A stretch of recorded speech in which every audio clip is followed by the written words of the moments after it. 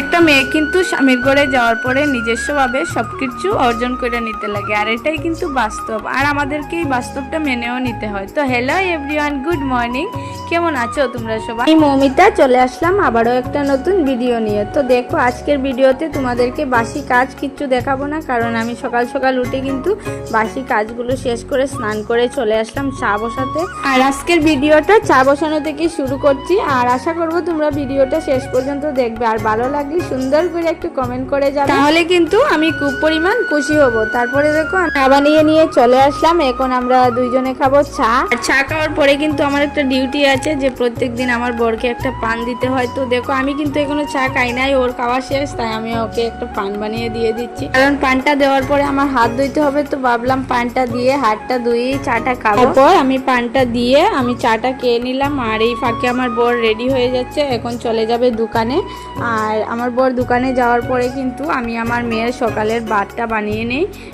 ও ঘুম থেকে উঠে দুধ বিস্কুট খাবে, কিন্তু একটু পরেই তো স্নান করে আবার ভাত খেতে হবে। তো আমি ওর সকালের খাবারটা বানিয়ে নেব, চেষ্টা করছি যে ও ঘুমে থাকতে থাকতে বানিয়ে নিই। প্রত্যেক দিনই এরকমই করি, আজকেও চেষ্টা করছি যাতে ও ঘুমে থাকতে থাকতে আমি ওর সকালের ডাল ভাতটা বানিয়ে নিই।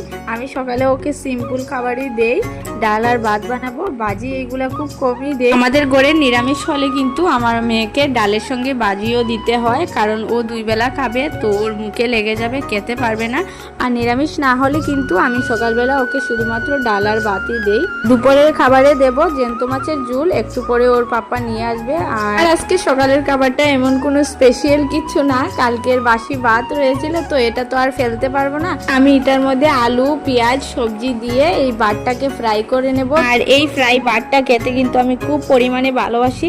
আর আমার বিয়ের আগেও কিন্তু আমার মা বানিয়ে দিতেন, যেটা কিন্তু আমি খুব পরিমাণে ভালোবাসতাম। তো আমার মায়ের মতো করে পারি না, তাও চেষ্টা করি। আর আজকে আমি এটাই খাবো, আর তোমরা কিন্তু আমাকে কমেন্টে বলবে যে তোমরা কারা কারা এটা খেয়েছো আর খেতে ভালোবাসো।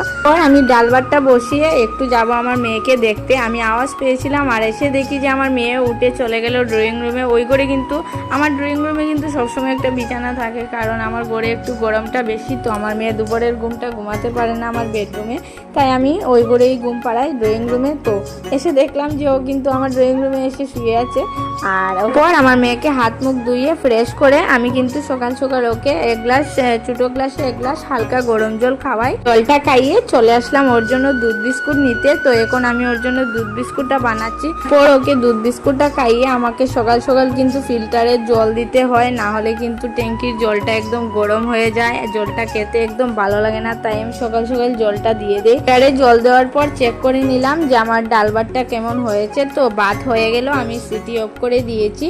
আর এইদিকে আমার ডালটা ভালো করে সিদ্ধ হয় নাই, তাই আমি এই ফাঁকে চলে আসলাম বিছানাটা গুছাতে। আমি আমার শখের বিছানাটাকে সুন্দর করে পরিপাটি করে গুছিয়ে নিলাম। আর তোমরাও কারা কারা এরকম আদর করে যত্ন করে বিছানা গুছিয়ে রাখো আমাকে কমেন্টে বলবে। আবার চলে আসলাম রান্নাঘরে, এসে আমি আমার মেয়ের ডালটাকে ভালো করে ফোড়ন দিয়ে দিলাম। তারপরে আমার জন্য ওই যে বলেছিলাম যে ফ্রাইড রাইস বানাবো, তো আমি আমার জন্য রাইসটা বানিয়ে নিলাম, ভালো করে ফ্রাই করে নিলাম। তারপর রান্নার কাজ শেষ করে আমার সকালের খাবার বানিয়ে চলে এসেছি। মেয়েকে স্নান করিয়ে একদম রেডি করে নিলাম, এখন চলে যাব ছাদে। ছাদে গিয়ে কাপড়গুলো মেলে দেবো। আর দেখো দুর্গা পুজো কালী পুজো সব শেষ হয়ে গেল, কিন্তু ঠান্ডা এখনো পড়ে নাই। ফাইনালি সব কাজ শেষ করে এখন আমি আর আমার মেয়ে সকালের খাবার খাবো। আগে আমার মেয়েকে খাইয়ে দেবো, তারপরে আমি খাবো। তো আজকের মতো টাটা, আবার দেখা হবে নেক্সট ভিডিওতে। Bye bye.